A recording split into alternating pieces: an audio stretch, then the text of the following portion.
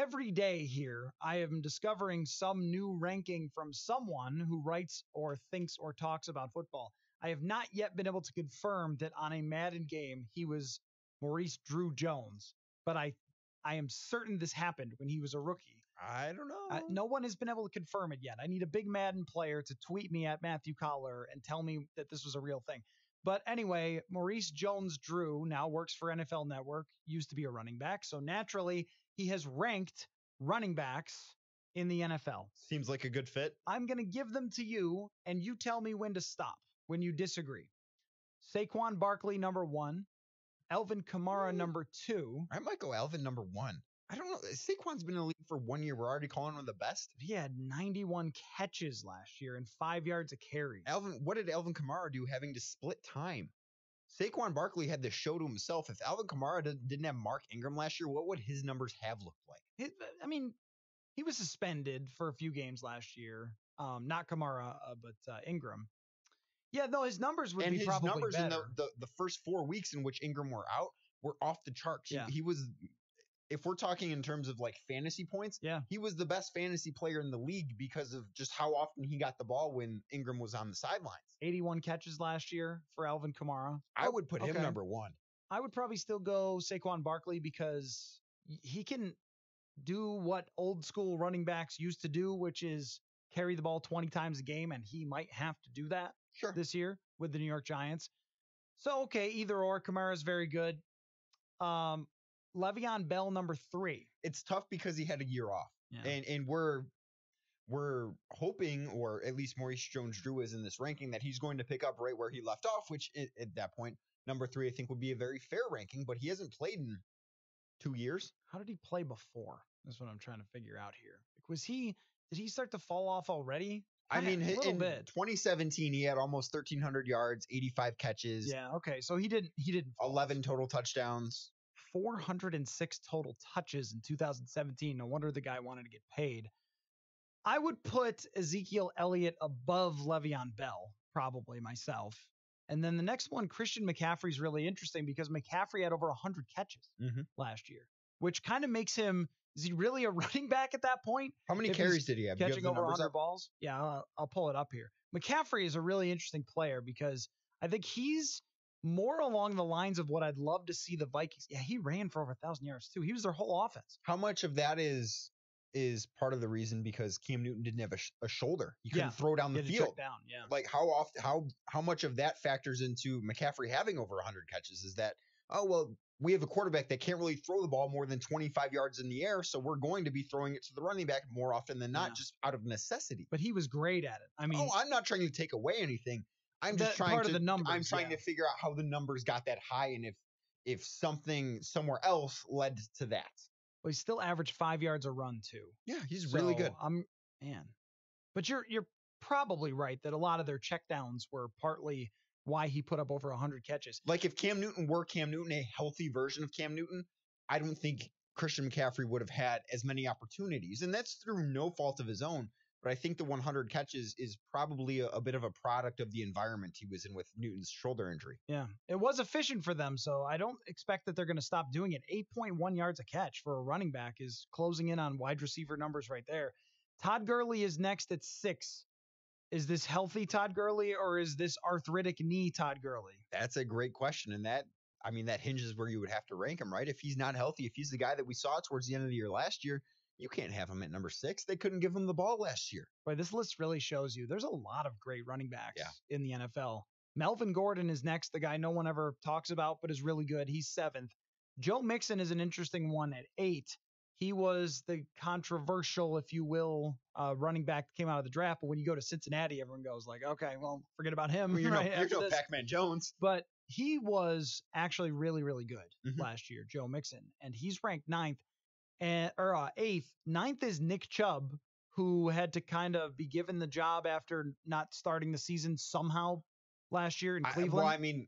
Hugh Jackson didn't want to give him the ball. Todd Haley didn't want to give him the ball. Those two guys got fired. And then from that point on, Nick Chubb was one of the 3 or 4 best running backs from week 8 or week 9. I forget which week that those two got fired in Cleveland.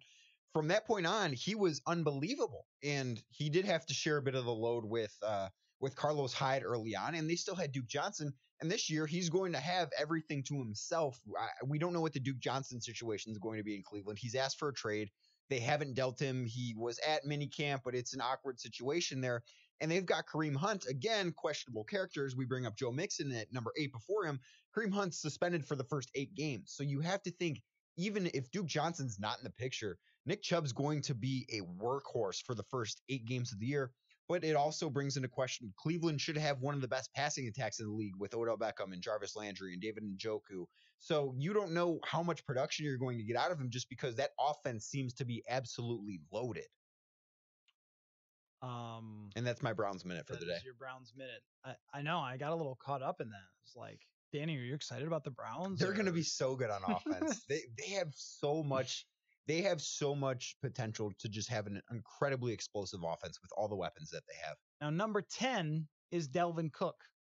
And this is a hard one because we just don't fully know how good Dalvin Cook can be or whether he could stay healthy. Can I say something here? Because I feel like this is the breaking point in this list. I feel like maybe after 10 or after 11, Definitely I feel as if there is a pretty significant drop off in terms of talent. Like this seems to be Dalvin Cook is probably on the edge here.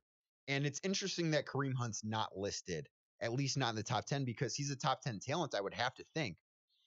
But the suspension and everything and being cut from the Chiefs all goes into it. But I feel as if he's one that got forgotten here.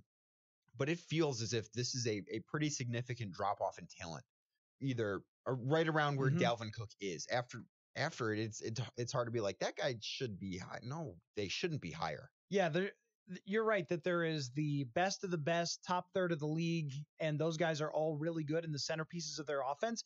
And this is why this is actually, of all the lists that we see, and some are very poor and preposterous. You mean you didn't like Chris Sims' quarterback rankings?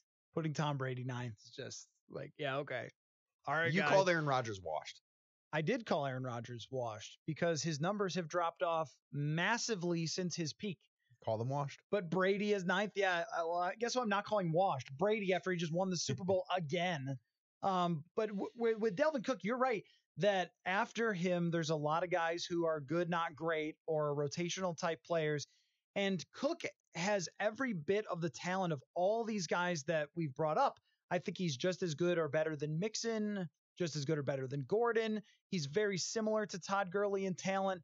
And then probably these top couple are a little bit above him. I would say that Barkley, Kamara, Bell, Elliott, and McCaffrey, because of McCaffrey's receiving ability, he can play slot receiver. I think he's better overall, more valuable.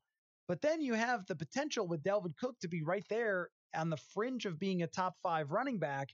And this just tells you, and it makes it kind of interesting for me with the Vikings offense, that so much of what we talk about will be Kirk Cousins and whether he wins games. And from the way he talked at minicamp, he's aware of that he's going to be judged by whether they go 10-6 or 8-8, even though the difference between those two are not necessarily huge.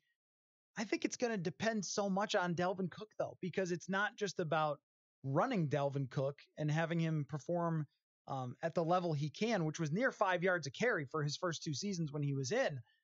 But the receiving part of it was underutilized a lot by John DeFilippo, and in part because he was in and out of the lineup. They were trying to have him on a pitch count, which was a really bad idea. And I did an article last week or 2 weeks ago about what his potential ceiling could be, and it puts him right outside that top 5. So I think Jones-Drew has it right.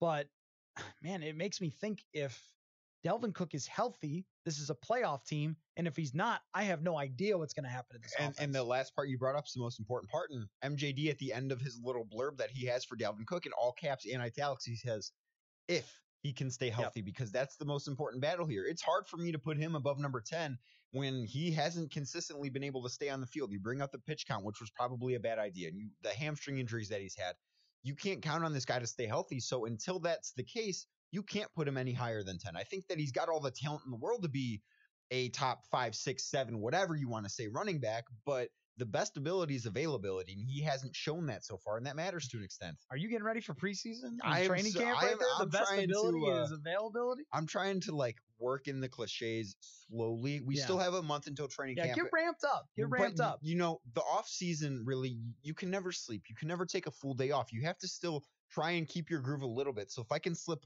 one thing in coach speak in here or there, I think I'll be in pretty good shape when we really just torque it up to 100 for training camp.